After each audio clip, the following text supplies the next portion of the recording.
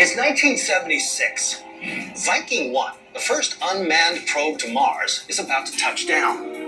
But as the spacecraft approaches the red planet, NASA scientists come to a startling realization. The landing site is too rocky. So can they save this historic mission from disaster? To find a suitable landing site, NASA officials turned to a geologist named Hal Mazursky. Mazursky was a geologist who had worked with NASA on the Apollo program.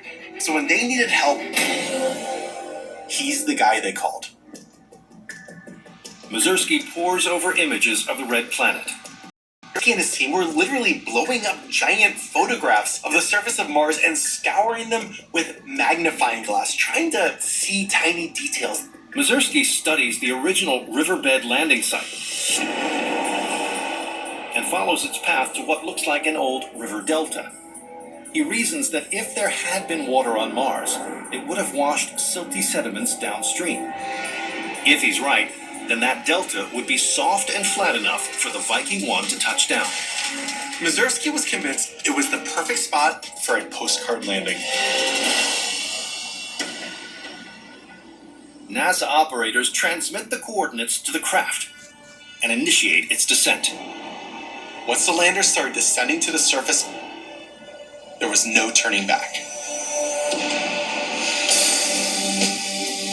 Finally, on July 20th, 1976, the 7th anniversary of the moon landing, NASA receives the first transmission from the surface of Mars.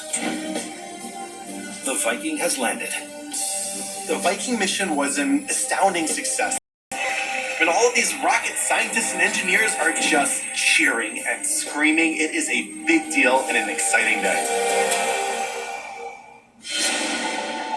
For 2 years, Viking 1 transmits data about Mars back to Earth. Its success triggers a host of other missions to the planet. The Viking was just the beginning. Things like the Pathfinder and the Sojourner, well, they all began with the Viking.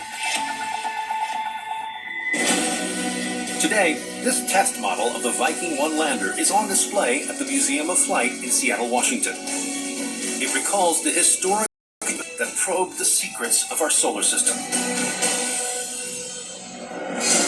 From a kidnapped composer to an explosive strategy, a harrowing rescue to a mythical mermaid.